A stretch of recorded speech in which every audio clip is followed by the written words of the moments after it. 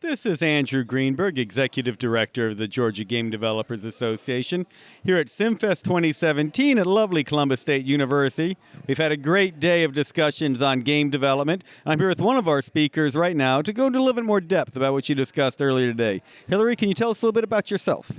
Yeah, my name is Hillary Fleenor. I teach programming classes here at Columbus State University, and I'm also our outreach coordinator. So I do a lot of the outreach to the schools and to the military, trying to get computer science out to everyone.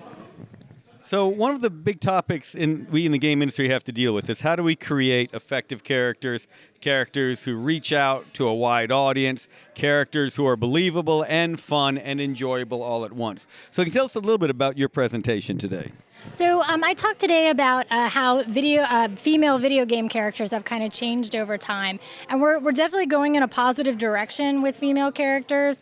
You know, we kind of started out in the 80s, and Pac-Man got a bow, and it was Mrs. Pac-Man, which was cool. That was great. And then we kind of had some trouble in the 90s, where female characters tend to always be in bikinis or inappropriate clothing, and not given very well-developed storylines, interesting characters, interesting roles.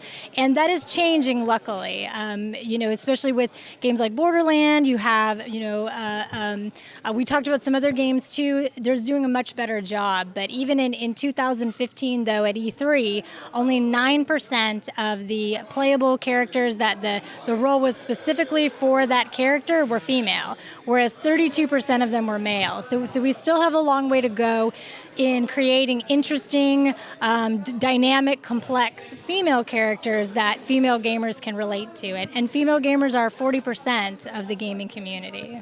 And even more so online, which brings up the question of eSports and competitive gaming. Because one area we certainly see female characters in some numbers, certainly not at a majority of the numbers yet, is in eSports, League of Legends, Paladin, Smite, Brawlhalla. All of these tend to have strong female characters. Do you think that the idea of having competitive gaming, where you're trying to draw in a wide audience, not just of players, but of viewers, will help inspire more people to build interesting, fun female characters for their games? I hope so. I mean, people create things for the market. They want to sell them. And in the 90s, we had kind of a cultural thing where a group of people decided that technology was for boys, and they marketed it for boys, and that's the market that they reached. And so gaming was really made up of mostly boys and men, and so that's what the games were created for. But I think now that that's changing a little bit, and more women are getting into it. In the 1990s, only 3% of game developers were women. Now it's 22%. We still have a ways to go, but that's much better. But I think the more we see female characters, the more that's going to change. And luckily, I think younger males have different ideas, and they're more excited about playing female characters themselves. And their attitude is changing a lot. And they did a study where they were asking about the female characters and what they thought about these sort of scantily clad characters, and a lot of the males were saying this is unnecessary. This is really actually just detracting from the story. I want to play a realistic character. I want to play her character, and she's this is ridiculous. So it's nice to see that attitudes are changing, and I think that the more attitudes change, the more we'll see the change in the game industry. So there's been some discussion within the game industry that while the development community is still concentrated in the United States, we are seeing greater development outside of the United States, Asia, Europe, even Africa and the Middle East. There has been some comment made that those are kind of following the U.S. model, where initially you had very limited female representation, then it was designed primarily to attract a younger male demographic, and then changed into a more mature form that would attract a greater audience. I don't know how familiar you are with Korean or Chinese games. If you've seen... I'm not, and most of the research has been really concentrated on the U.S. because we have a long history. So they started the studies with games from the 80s, and they have a big breadth of games to look at, but the foreign industry is a lot newer, so they really haven't done much. But I'll be really interested to see what develops and if they move quicker or kind of what comes from that. So what are your hopes for what will come in the future for female characters in video games?